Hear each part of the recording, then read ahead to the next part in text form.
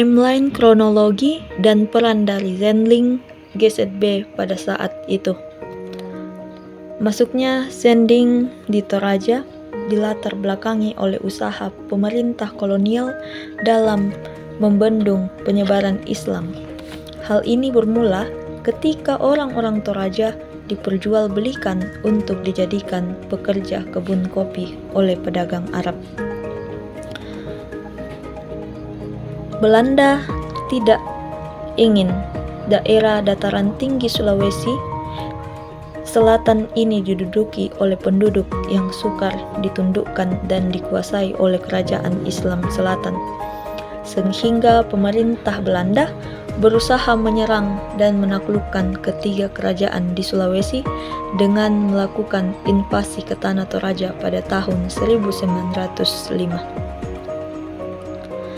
Setelah Belanda berhasil menaklukkan ketiga kerajaan di Sulawesi Selatan, kemudian menaklukkan Pongtiku, pemimpin perlawanan di daerah Tanah Toraja, dan tahun 1906 pengaruh Belanda membentuk Toraja berlangsung melalui 4 cara. Yang pertama, dengan melarang perbudakan dan menciptakan keamanan dalam wilayah itu. Kedua, membawa agama Kristen yang kemudian menjadi suatu pertahanan terhadap fundamentalisme Islam dari dataran rendah. Ketiga, mengembangkan ekonomi uang dengan mewajibkan pembayaran pajak. Keempat, membawa batasan-batasan sekitar wilayah Sa'dan dan menamainya Tanah Toraja dan menetapkannya sebagai bagian dari kerajaan Bugis Luwu. Dalam upaya pemerintahan kolonial Belanda membuka wilayah pedalaman Sulawesi bagi pekabaran Injil untuk membendung penyebaran agama, maka tentunya hal ini tidak dapat dilewatkan oleh Indis Kerr di Makassar. Mereka segera mengutus guru-guru untuk membuka sekolah di Makale dan di Mamasa pada tahun 1908. Masuknya kolonial Belanda dan Zending ke Toraja memperkenalkan Toraja untuk memasuki lapangan pekerjaan yang baru sebagai guru, pegawai, tentara, dan pekerjaan kantoran lainnya. Oleh karena itu, pendidikan menjadi aspek penting, maka perlu mengenal guru-guru yang diutus dari luar Toraja oleh pemerintah dan Zending yang membuka sekolah-sekolah di Toraja. Kedatangan Van der Lostre ke Toraja. Pada 5 September 1913, Van der Lostre, seorang Zending dari GZB, meninggalkan Belanda menuju Hindia Belanda atau sekarang Indonesia untuk memulai misinya di Toraja. Setibanya di Jakarta, dia mendapatkan informasi mendalam tentang kondisi Toraja dari konsulat Zending dan Terandus N. Adriani, seorang ahli bahasa yang telah meneliti berbagai daerah di Sulawesi. Dengan bekal informasi tersebut, Van der Lostre kemudian melanjutkan perjalanan ke Makassar. Di Makassar, ia bertemu dengan seorang guru bernama Menembu yang bersedia menemani dalam perjalanan ke Toraja. Pada tanggal 10 November 1913, Van der Lostre tiba di Toraja. Beliau mempersiapkan diri dengan matang, yakni dengan datang ke tentara Poso untuk belajar bahasa Toraja selama 3 bulan sebagai langkah awal untuk memahami bahasa Toraja Taek yang digunakan di Makale, Rantepao. Sehingga tepat 4 Oktober 1913, Van der Lostre bersama istrinya tiba di Poso yang disebut oleh Terandus Nicolas Adriani, seorang utusan Nederland atau Lembaga Alkitab Belanda. Beliau adalah seorang teolog dan penginjil dengan keahlian khusus di bidang bahasa. Sebagaimana informasi sebelumnya bahwa daerah Poso terlebih dahulu dikerjakan oleh Badan Sending Het Nederland Sending. Oleh karena itu, Sending van der Lostre berguru di... Sebagaimana kita ketahui bahwa ada dua peristiwa besar dalam sejarah penginjilan di Toraja. Yang pertama ketika terjadi atau adanya baptisan pertama kepada 20 orang di Makale pada 16 Maret 1913, dan kemudian di tahun yang sama dalam upaya pengalihan wilayah GZB mereka mengutus sending yang pertama, yakni Antoni van der Lostre. Ketika kita menelusuri sejarah penginjilan di Toraja sebelumnya oleh sending-sending sebelum Antoni van der Lostre, mereka ternyata telah menanamkan radikal Kristen bagi masyarakat, di mana apapun yang tidak sesuai dengan Alkitab itu harus ditinggalkan. Hal ini kemudian membuat identitas adat istiadat di daerah tersebut hilang.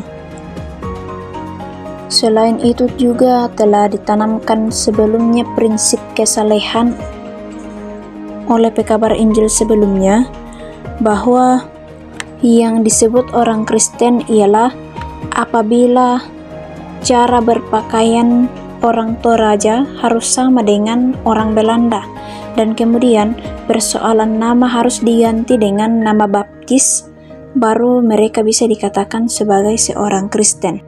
Tentunya kebijakan-kebijakan tersebut tentunya menimbulkan ketidaksetujuan di antara masyarakat Toraja, karena prinsip kesalehan tersebut dianggap akan menghilangkan budaya dan kebiasaan adat masyarakat di sana. Karena persoalan adat dan kebiasaan masyarakat yang susah dan hilang, karena susah hilang maka ini menjadi tantangan tersendiri bagi penginjil.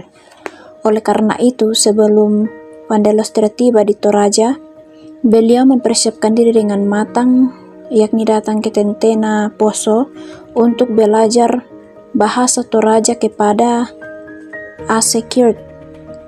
Maka di sana Antoni van der Lostre memperoleh nasihat bahwa jika ingin memberitakan Injil jangan sampai melucuti kebudayaan lama orang yang telah diinjili, karena akan menimbulkan perlawanan. Sehingga dalam hal inilah ketika memberitakan Injil perlu hati-hati dan mempertimbangkan adat atau kebiasaan masyarakat yang susah untuk dihilangkan.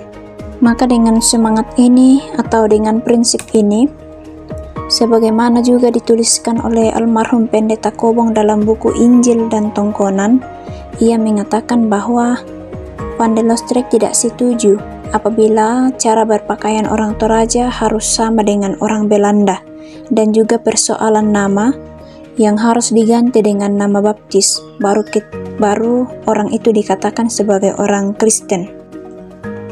Oleh karena itu, tepatnya pada tanggal 10 November 1913, Antoni van der Lostre tiba pertama kali di Rantepao. Di saat ia tiba di sana, beliau sangat antusias untuk belajar bahasa Toraja dan sangat cepat menguasai bahasa Toraja yang memungkinkan ia untuk berdialog dengan pemuka adat dan masyarakat dengan bahasa Toraja yang lancar. Kemudian dalam dialognya dengan para pemuka adat atau toparenge, Antoni van der Lostre mulai memperkenalkan pendidikan. Ia hendak berencana untuk membangun sekolah di desa-desa, sehingga atas persetujuan dan dukungan pemerintah Belanda, pada tahun 1926 sampai 1941, masa penanaman secara teratur. Pada periode ini, GZB mulai memperluas jaringan sekolah-sekolah Kristen dan meningkatkan kualitas pendidikannya. Selain sekolah dasar, beberapa sekolah lanjutan mulai dibuka, termasuk sekolah guru yang bertujuan untuk mencetak para tenaga pengajar yang lebih berkualitas, dan di bidang pendidikan juga untuk meningkatkan pendidikan itu. Dan juga mulai mengembangkan pelayanan kesehatan dengan mendirikan klinik dan rumah sakit kecil di beberapa lokasi strategis. Dengan adanya pendidikan dan layanan kesehatan yang lebih baik pada masyarakat Toraja, masyarakat Toraja semakin menerima keberadaan kekristenan pada saat itu. Dan pada tahun 1942 sampai 1946, pada masa pendudukan Jepang yang biasa disebut dengan masa ujian,